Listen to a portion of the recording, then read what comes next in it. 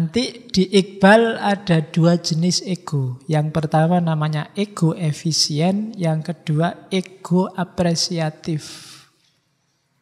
Ego efisien itu ego yang kita pakai sehari-hari, day to day. Sifatnya praktis, jangka pendek. Misalnya hari ini, 2 jam ini saya posisinya sebagai yang ngasih informasi. Ini efisien. Setelah ini enggak lagi. Pulang ya tidur, di rumah jadi bapak, jadi suami, di kampus jadi dosen, di sini jadi ustadz, nanti di warung jadi pelanggan. Itu ego efisien. Sifatnya temporal. Ya kan? Dan ya sesuai dengan konteks, itu ego efisien. Ini juga butuh kecerdasan, butuh kearifan, jangan keliru. Kalau di rumah posisinya sebagai bapak, sebagai suami. Kalau di sini mungkin ustadz. Jangan keliru, mungkin di sini, saya di sini jangan-jangan suami ini. Oh itu, itu iso kacau. Jadi jangan salah, itu namanya ego efisien. Ada hubungannya sama waktu. Tandingannya ego efisien itu ego apresiatif. Ini yang kalau bahasanya Iqbal waktu murni. Tidak ada temponya, ya kayak kalian refleksi. Aku ini orang kayak gimana ya sebenarnya. Ini ego efisien. Jadi yang lintas waktu. Aku ini orangnya penyabar apa pemarah ya. Aku ini orangnya santai apa kemerungsung ya. Itu ego apresiatif. Jadi jati diri hakikimu di luar fakta-fakta temporer keseharian. Itu namanya ego apresiatif. Kamu disuruh refleksi, muhasabah, itu kan lintas waktu, tidak sekedar di waktu tertentu. Tapi dirimu yang sejati itu seperti apa? Atau kamu ingin membangun dirimu seperti apa? Itu namanya ego apresiatif. Jadi ada ego efisien, ada ego apresiatif. Kalau efisien yang fakta-fakta, hari ini kamu apa, enaknya gimana, dan seterusnya. Kalau pas di warung, pahamilah sekarang kamu jadi pembeli. Bukan dosen, bukan apalagi ustadz, bukan kan gitu. Kalau masuk warung terus, aku ustadz ya, assalamualaikum, ya enggak. Urusannya beda. Nanti yang punya warung bingung, nanti kamu dikasih uang kecil. Dah. Oke, jadi itu jenisnya ego. Terus, jangan salah ya, ego itu sifatnya selalu berada dalam tegangan. Ya tegangan bukan berarti selalu tegang gitu.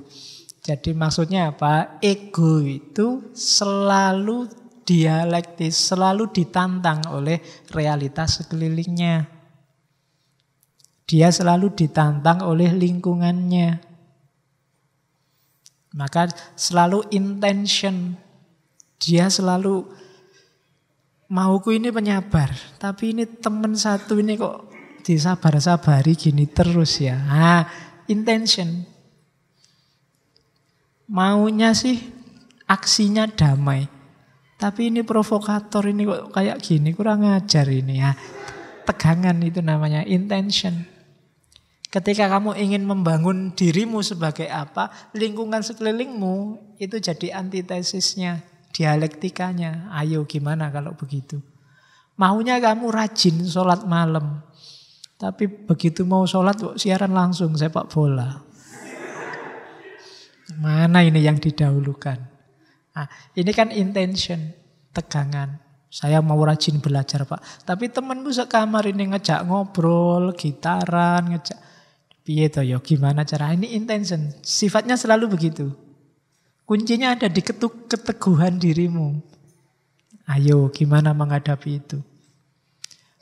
Pinginnya sih jadi mahasiswa yang rajin nulis. Tapi begitu pegang laptop, pegang HP, kok yang dibuka lagi-lagi Facebook, WA, game. Kalau enggak gitu, gimana ya caranya? Itu intention.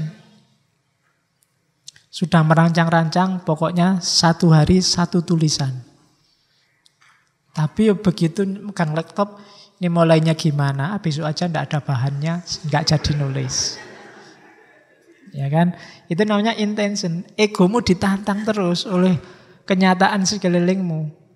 Pokoknya apa? Saya targetnya pacaran itu setelah lulus kuliah. Kok dilalah ini ada yang nembak.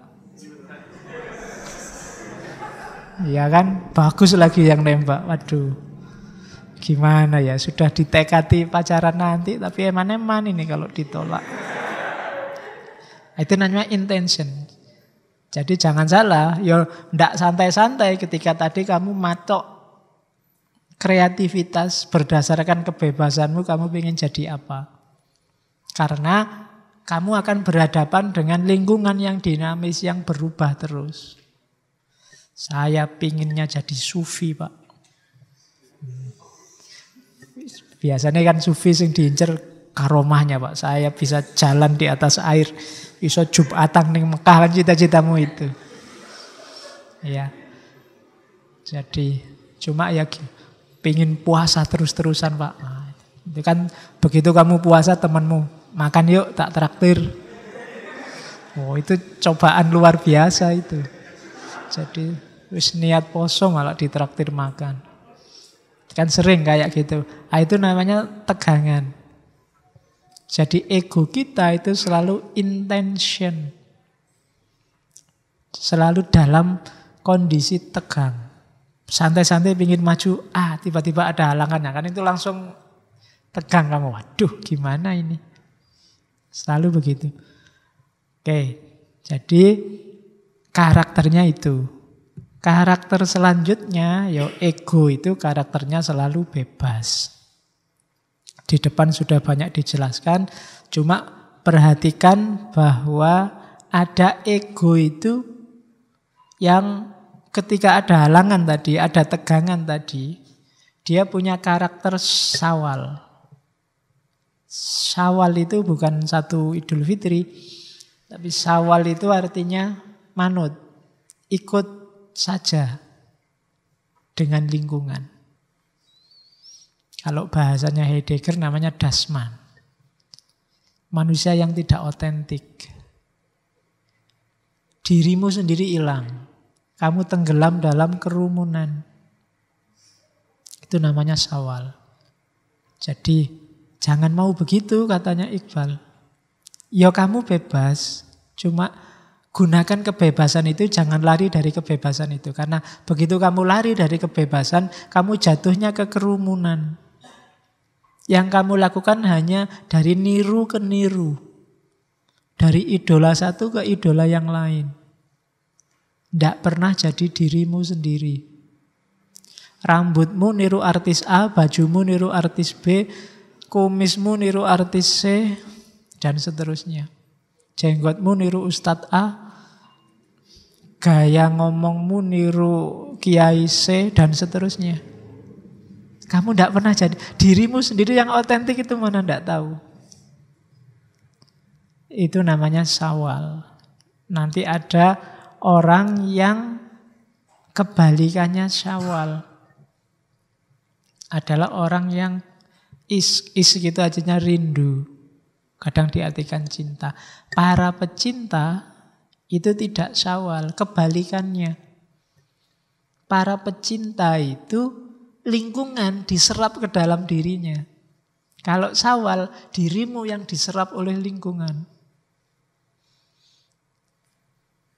Jadi kamu jadikan lingkunganmu itu bagian dari usahamu untuk mewujudkan targetmu, cita-citamu. Jadikan modal untuk meraih yang kamu inginkan. Bukan sebaliknya kamu tenggelam. Yang lain gemar sepak bola, oke. Serap itu dalam dirimu, jadikan kegemaran yang lain akan sepak bola itu keuntunganmu. Kemanfaatan bagimu. Ya entah dengan cara apa. Kamu sendiri yang ngerti. Temanmu yang suka main gitar, itu jangan bikin kamu tenggelam oleh gitarannya. Serap keahliannya main gitar itu sebagai bagian dari rencanamu untuk membangun egomu tadi. Itu menyerap namanya. Bukan marah-marah, menyerap. Menyerap itu mengambil yang terbaik, dicerna sesuai kondisi kita. Oke, gitaran ada bagusnya juga. Nek lagi sumpek dia main gitar. Kalau sudah jengkel ya dikepruk sama gitar. Ya. Jadi menyerap kondisi sekeliling itu ya kayak gini misalnya. Ada temenmu banyak. Ini kan kadang-kadang jadi penghalang. Tapi jangan dijadiin penghalang. Jadikan dia kekuatan. Dengan banyak teman mungkin kamu lebih enak. Kalau sendirian face to face sama saya kan gak enak. Jangan dijadikan gangguan. Temenmu yang main gitar jangan posisikan dia sebagai penghalang egomu. Tapi jadikan dia bagian dari rencanamu melahirkan ego. Alhamdulillah punya teman main gitar, ada hiburannya biar nggak selalu tegang. Santai aja itu, bisa dimasukkan ke skema egoku. Alhamdulillah di Indonesia ada yang ngamuan, jadi nggak perlu aku yang ngamuk, sudah diwakili mereka. Ya, jadi tidak dimuntahkan keluar tapi diserap sesuai kepentinganmu. Itu lawannya syawal. Kalau yang syawal, kamu yang hanyut ikut mereka. Egomu kamu hilangkan, kamu ikut mereka. Kamu buang egomu dan kalau gitu aku jadi ahli gitar juga lah. Nah itu syawal namanya. Jadi itu cara mempergunakan kebebasan. Jangan mau ditelan oleh lingkunganmu, kebalikannya telanlah lingkunganmu. Untuk kepentinganmu. Oke.